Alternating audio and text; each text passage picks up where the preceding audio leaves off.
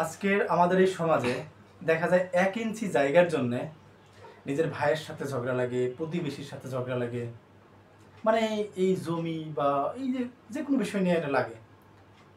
কিন্তু আজকে আমি আপনাদের সামনে এমন একজন মানুষকে পরিচয় করাই দেব যে ব্যক্তিটা নিঃস্বার্থভাবে তার সমাজকে সেবাই করে যাচ্ছে।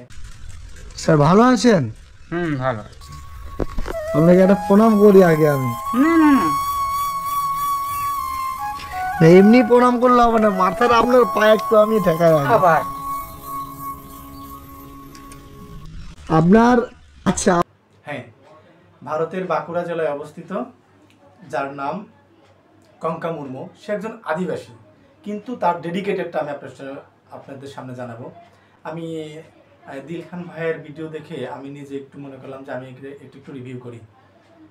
যে ব্যক্তিটা নিজের ভালো করে থাকতে পারে না, ভালো করে পড়তে পারে না, ভালো করে খাইতে পারে না, আর সেই ব্যক্তিটা কিনা গ্রামের বাচ্চাদের শিক্ষার কথা চিন্তা করে সে 2 কাঠা জমি সরকারকে অনুদান দিয়ে দিল।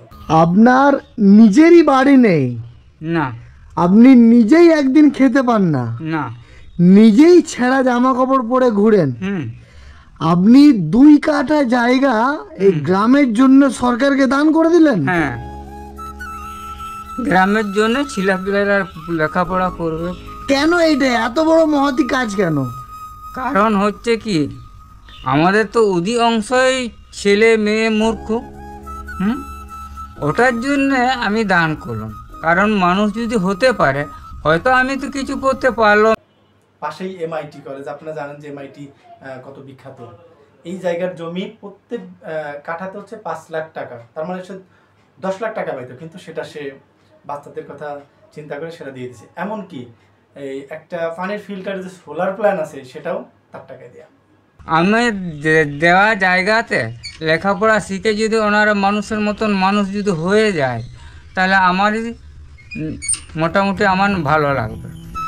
এটা আমি এই যে সোলার, এইটা মানে অটোমেটিক যে জল আসছে, আপনাদের যে এত সুন্দর সুবিধা, ওই মানুষটা দিয়েছে।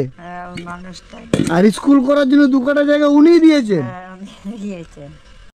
ভাই, আমাদের সমাজে তো অনেক ধনী ব্যক্তি আছে, সমাজে আছে, আপনি দেখেন কয়জন মানুষ এসব চিন্তা করে, কিন্তু সেই কঙ্কা মুর্মু সেটা করছে। সো এই সকল মানুষ হচ্ছে একটা দেবতুল্য। এখন দেখেন যে সে জামাটা পরছে, সেটা মানে যে পোশাকটা পরছে সেটার কিন্তু ছেঁড়া ফাটা। আপনার এই পিছনের জামাটা একটু দেখি। আরে আচ্ছা, আপনি এইদিকে ঘুরেন। এবং সে যেখানে থাকে জাস্ট একটা চৌকি আছে আর একটা মশারি, আর তার সম্বল হিসাবে দেখা যাচ্ছে যে একটু ভাঙা ঘর আর হচ্ছে একটা সাইকেল আছে। এই তার জীবন। সো কঙ্কা মুর্মুর আমার পক্ষ থেকে তাকে হাজার নমস্কার। আর আপনারা এই লোক দেখে শেখেন যে আপনার সমাজ আপনার কিভাবে আগায় নেবেন। আসলে ইচ্ছা শক্তি থাকলে সবই সম্ভব। আর একটা বিষয় দেখা যাচ্ছে যে সে কথা বলছে যে এইখানকার যে বাচ্চারা আছে, এই বাচ্চারা যদি শিক্ষিত হয় আমাদের সমাজ শিক্ষিত হবে। যেহেতু আমি পড়ালেখা করতে পারি নাই যে কোনো একটা কারণে, কিন্তু এই বাচ্চারা শিক্ষিত হোক বা পড়ুক, এটাই আমার চাওয়া। এই সকল মানুষকে আসলে মানে অন্তরস্থল থেকে ভালোবাসা থাকবে এবং অনেক শুভকামনা রইল।